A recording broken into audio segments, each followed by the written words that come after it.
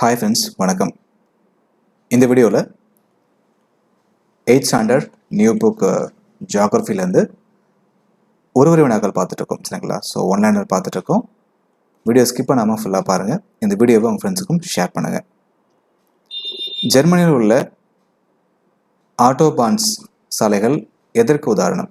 ஜெர்மனியில் இருக்கக்கூடிய ஆட்டோபான்ஸ் சாலைகள் எதற்கு உதாரணம் அப்படின்னா, பயண நேரத்தை குறைக்கும் வண்ணம் பாலங்கள் மற்றும் குடைவைகள் வழியாக நாடுகளுக்கு இடையே அமைக்கப்பட்ட இடங்களை நம்ம இணைக்கும் சாலைகள் தான். ஸோ பயண நேரத்தை குறைக்கும் வண்ணம் பாலங்கள் மற்றும் குடைவைகள் வழியாக நாடுகளிடையே அமைக்கப்பட்டு இடங்களை இணைக்கும் சாலைகள் தான். இந்தியாவின் நீளமான முதன்மை சாலை எது அப்படின்னா கிராண்ட் ட்ரங்க் சாலை. ஸோ கிராண்ட் ட்ரங்க் சாலை தான் இந்தியாவோட நீளமான முதன்மை சாலை எது அப்படின்னா கிராண்ட் ட்ரங்க் சாலை.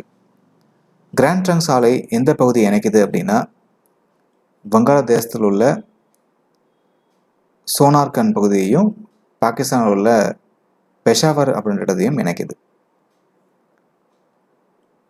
டிரான்ஸ் சைபீரியன் ரயில் பாதை எந்த பகுதியை இணைக்குது அப்படின்னா Leningrad Vladivostok.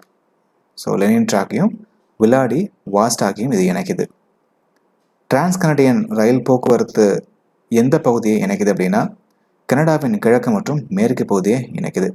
So trans Canadian ரயில் போக்குவரத்து எந்த பகுதியை இணைக்குது அப்படின்னா கனடாவின் கிழக்கு மற்றும் மேற்கு பகுதியை இணைக்குது. டிரான்ஸ் ஆசியன் ரயில் பாதை போக்குவரத்து எந்த பகுதியை இணைக்குது அப்படின்னா சிங்கப்பூர் துருக்கியின் இஸ்தான்புலை இணைக்குது. ஸோ டிரான்ஸ் ஆசியன் ரயில் பாதை போக்குவரத்து எந்த பகுதியை இணைக்குது அப்படின்னா சிங்கப்பூர் துருக்கியின் இஸ்தான்புல்ல இணைக்குது. டிரான்ஸ் ஆண்டியன் இருப்பு பாதை எந்த பகுதியை இணைக்குது அப்படின்னா Buenos Aires Valparaiso. So Buenos Aires வால்பரைசோவை இணைக்குது. ஆசிய கண்டத்திலேயே மிகப்பெரிய ரயில் போக்குவரத்து இந்தியா தான். ஆசிய கண்டத்திலேயே மிகப்பெரிய ரயில் போக்குவரத்து இந்தியா. உலகின் 2வது பெரிய ரயில் போக்குவரத்தும் இந்தியா தான். உலகிலேயே மிக அதிக அளவு வேலைவாய்ப்பினை எந்த ரயில் போக்குவரத்து உருவாக்குது அப்படின்னா இந்தியா. சென்னையில் எம்ஆர்டிஎஸ் என்பதை எதனை இணைக்குது அப்படின்னா சென்னை கடற்கரை முதல் வேளச்சேரி வரைக்கும் இணைக்குது. 2015 சென்னையின் மெட்ரோ ரயில் சேவை எங்கே துவங்கப்பட்டுச்சு அப்படின்னா கோயம்பேடு ஆலந்தூர். 2015 சென்னையில் மெட்ரோ ரயில் சேவை எங்கே ஸ்டார்ட் பண்ணப்பட்டுச்சு அப்படின்னா கோயம்பேடு ஆலந்தூர். மலிவான போக்குவரத்து எது அப்படின்னா நீர்வழி போக்குவரத்து தான். ஸோ மலிவான போக்குவரத்து எது அப்படின்னா நீர்வழி போக்குவரத்து.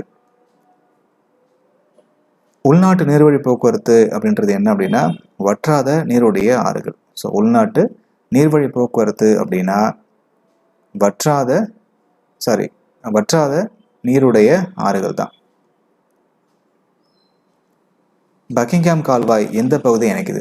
பக்கிங்ஹாம் கால்வாய் எந்த பகுதியை இணைக்குது அப்படின்னா நெல்லூர் மரக்காணம். ஸோ பக்கிங்ஹாம் கால்வாய் பார்த்தீங்கன்னா நெல்லூரையும் மரக்காணத்தையும் இணைக்குது. மேற்கு ஐரோப்பிய நாடுகளையும் வட அமெரிக்காவின் கிழக்கு பகுதிகளையும் இணைக்கக்கூடிய கடல் வழி எது அப்படின்னா வட அட்லாண்டிக் வழி.